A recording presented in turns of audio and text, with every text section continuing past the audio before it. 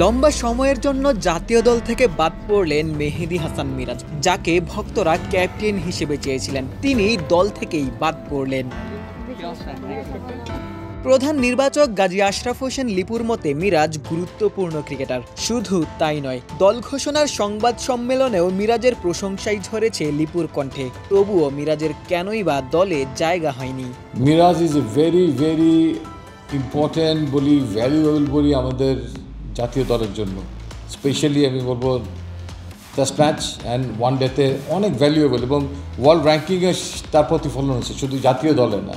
Still আমাদের টি-20 প্ল্যানিংয়ে একটু ব্যাকফুটে আছেন, বাট তিনি ডেফিনেটলি যে কোনো সময় যে কোনো পরিস্থিতিতে অ্যাডাপ্ট করার জন্য একটা চমৎকার খেলোয়াড়। তাকেও আমরা খেলার মধ্যে রাখবো।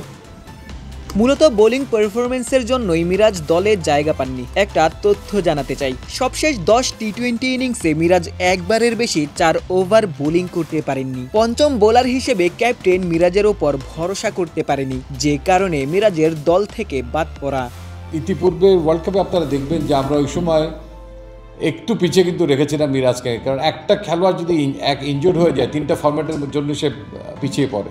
আর এখানে যে 5টা বোলার থাকবে তাদেরকে 4 ওভার করে বল করতেই হবে। শেখ মাহাদি কিছুটা এগিয়ে আছে, and at the same time আমাদের হাতে যদি অপরচুনিটি থাকতো যে নাহিদ রানা অন টাইম আমাদের সঙ্গে আছে, তাহলে কিন্তু হয়তো আমরা 5টা সিমারের জায়গায় 4টা সিমার নিয়েও অ্যাকোমোডেট করতে পারতাম, ওইদিকে একটা ব্যাটসম্যান বাড়াতে পারতাম।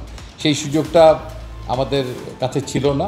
মিরাজের জায়গায় শেখ মেহেদীকেই নির্বাচকরা যোগ্য মনে করেছে, এমনকি বোর্ড থেকে মেহেদীকেই সহ অধিনায়ক নির্বাচন করা হয়েছে।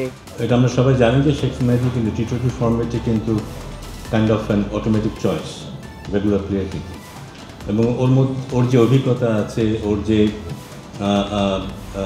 ট্যাকটিক্যাল নলেজ আছে, সেটা আমরা প্রায়শই দেখতে পাই, এবং সেটার ব্যাপারেও সেটা আমাদের চোখে পড়েছে। সেটা নিয়ে আমরা সিলেক্টর বলেন কিংবা কোচ কিংবা আমাদের অন্যান্য যারা আছেন তাদের সবার সাথেই এটা নিয়ে আলোচনা হয়েছে, এবং মনে হয়েছে যে এই মুহূর্তে আমরা যদি তাকে এই সুযোগটা দিই, আমরা দেখতে পারবো যে সে কীভাবে সেটা প্রয়োগ করে। আমরা যদি আপনি খেয়াল করে দেখেন যে আমরা কিন্তু শুধু এই সিরিজের জন্য কিন্তু এটা ঘোষণা করেছি। আমাদের ইচ্ছা আছে যে এভাবে আমরা হয়তো বিভিন্ন জনকে দেখার চেষ্টা করব, এবং পাশাপাশি একজন অধিনায়কের আন্ডারে আরেকজন অধিনায়ককে গড়ে তোলার চেষ্টা থাকবে।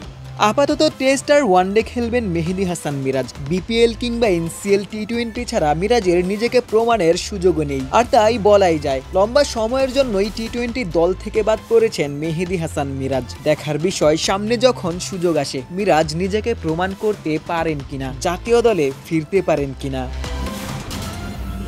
আশিক সারোয়ার, নিউজ 24।